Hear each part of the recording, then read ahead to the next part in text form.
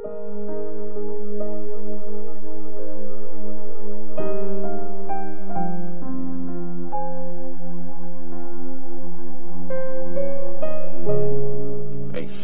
chapter 48. Matigas ang ulo ng Israel. Pakinggan mo ito, lahi ni Jacob, na kilala rin sa pangalang Israel at nagmula kay Judah. Sumusumpa kayo sa pangalan ni Lord, tumatawag sa Diyos ng Israel, pero di kayo tapat at totoo. Sinasabi niyong mamamayan kayo ng banal na bayan at umaasa sa Diyos ng Israel, Lord na makapangyarihan ang kanyang pangalan. Yung mga nangyari, sinabi ko na dati, nagmula yun sa labi ko at aking ipinaalam, at bigla ko itong ginawa at nangyari nga.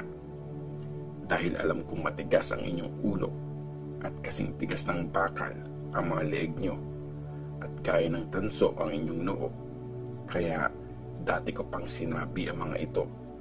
Bago pa mangyari sa inyo ay sinabi ko na, para di nyo masabing ang Diyos-Diyosan ko ang gumawa nito, yung gawa sa kahoy at bato, at yung metal na ribulto ang nag-utos nito.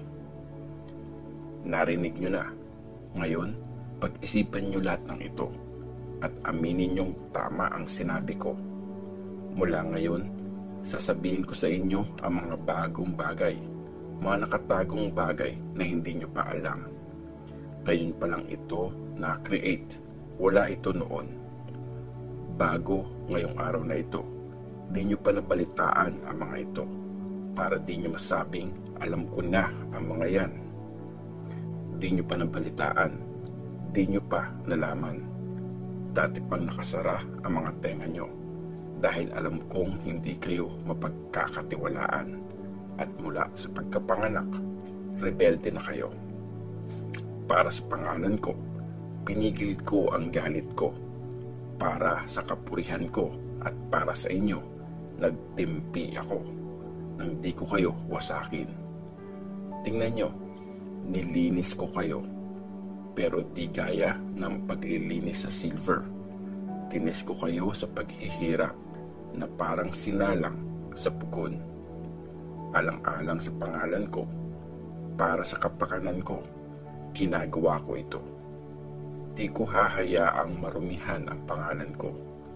Di ko bibigay ang karangalan ko sa iba. Pinili ni Lord na leader si Cyrus.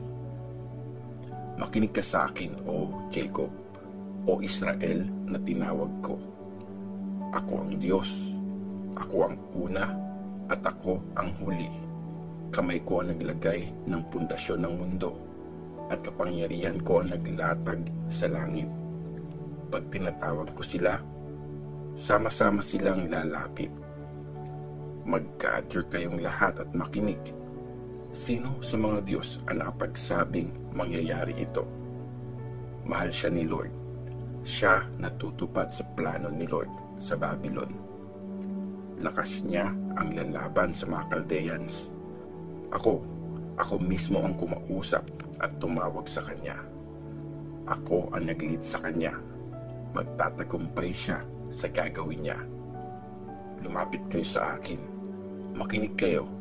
Sa umpisa pa lang, di ako nagsekreto. Nung time na nangyari ito, nandun na ako. At ngayon, pinadala ako ni Lord God at binigyan ng power niya. Ang plano ni Lord sa bayan niya. Ito ang sabi ni Lord, ang nagliligtas sa iyo, ang banal na Diyos ng Israel. Ako si Lord na iyong Diyos, ang nagtuturo sa iyo para sa kabutihan mo, ang nagsasabi sa iyo kung paano ka mamumuhay.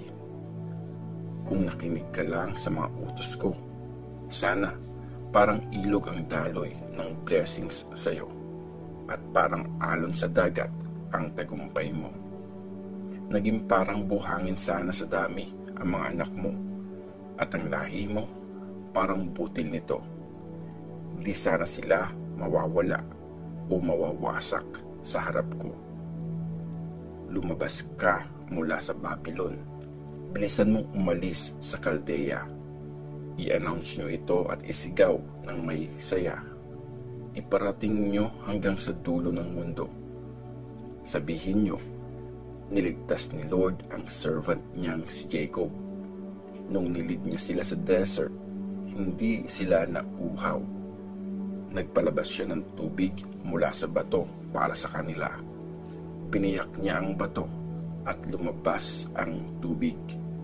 Walang kapayapaan para sa masasama, sabi ni Lord.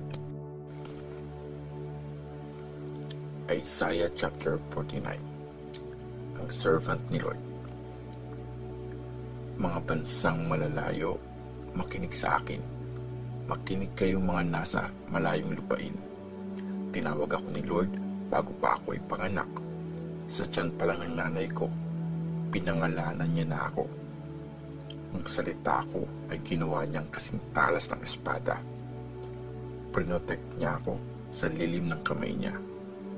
Ginawa niya akong parang matalim na araw na nakatago sa lalagyan nito. At sabi niya sa akin, ikaw ang servant ko, Israel. Paparangalan ako dahil sa iyo. Pero sabi ko, sayang lang ang pagod ko.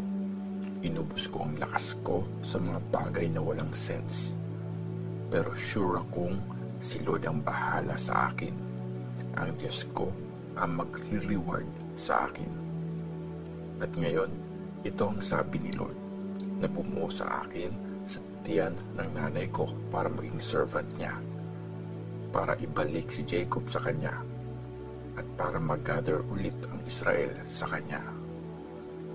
Paparangalan ako ni Lord at ang Diyos ang lakas ko.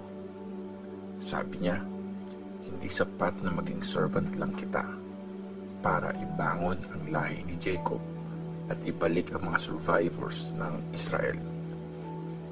Gagawin kitang ilaw sa mga bansa para umabot ang pagliligtas ko sa dulo ng mundo. Ito ang sabi ni Lord, tagapagligtas ng Israel at banal na Diyos niya. Sa bayang sobrang inayawan at pinandirian ng mga bansa at naging alipin ng mga leader. Makikita ka ng mga hari at tatayo sila, ng mga prinsipe at yuyuko sila sa lupa. Dahil kay Lord na tapat, ang banal na Diyos ng Israel na pumili sa iyo. Makakabangon ulit ang Israel. Ito ang sabi ni Lord. Sa tamang panahon, sinagot kita. Sa araw ng pagliligtas, tinulungan ka. Iningatan at inappoint kita bilang kasunduan sa mga tao para ang lupain ay itatag muli at i-divide ang nawasak na pamanang lupain. Sasabihin mo sa mga nakakulong, laya na kayo. Sa mga nasa dilim, magpakita kayo. Magkakaroon sila ng pagkain habang nasa daan. Makakakain din kahit sa kalbong kabundukan. Di sila magugutom o mauuhaw. Di sila masasaktan ng nakakapasong hangin o ng araw. Dahil may malasakit ang naglilid sa kanila. I-guide na sila sa mga bukal ng tubig. Gagawa ako ng daan sa lahat ng mga bundok ko at ihahanda ang aking mga daanan. Tingnan nyo, darating sila mula sa malayo. Darating galing sa north at west, pati ang mga galing sa lupain ng Shiene. Kumanta ka sa saya o langit at magalak ka o lupa. Mga bundok, umawit kayo sa tuwa dahil kinomfort ni Lord ang bayan niya at maaawa siya sa kanyang bayang nahihirapan. Pero sabi ng Zion, si Lord, pinabayaan ako. Kinalimutan ako ng Panginoon ko. At sumagot si Lord, kaya bang kalimutan ng nanay ang baby niyang bagong panganak at mawala ng awa sa anak niyang galing sa tiyan niya? Pwedeng may nanay na makalimot, pero ako, hindi kita kakalimutan. Tingnan mo, inukit na kita sa palad ko. Lagi kong inaalala ang mga pader ng city mo. Yung mga magtatayo, mas mabilis kesa sa mga nangwasak sa'yo. At yung mga nangwasak sa'yo, aalis palayo. Tumingin ka sa paligid at makikita mo, lahat ng mamamayan mo, naggagather pauwi sa'yo. Sumusumpa ako, sabi ni Lord. Isusuot mo sila na parang alahas. Isusuot na gaya ng sa isang babaeng ikakasal. Talagang walang natira sa bansa mo at ang lupain mo nawasak ng todo. At ngayon, magiging maliit ito para sa mga maninirahan sa'yo at ang mga nangwasak sa'yo mapupunta na sa malayo. Ang mga anak mong pinanganak nung nagluluksa ka, magmamakaawa sila. Masyadong masikip para sa amin dito. Kailangan namin ng mas malaking space para tirhan. At sasabihin mo sa sarili mo, sino nanganak ng mga batang ito para sa akin? Nawalan ako ng mga anak at di na magkaanak. Pinatapon ako at pinagtabuyan. Sinong nagpalaki sa mga ito? Tingnan nyo, naiwan akong mag-isa. Kaya saan galing ang mga ito? Ito ang sabi ni Lord God. Tingnan mo, itataas ko ang kamay ko sa mga bansa. Ipapakita ko ang sign sa mga bayan. At kakargahin nila ang mga anak mong lalaki. At bubuhatin ang mga anak mong babae sa kanilang balikat. Mga hari ang magsisilbing tatay mo. At mga reyna ang tatayong nanay mo. Mga mukha nila ay nasa lupa pag nagbaw sa'yo.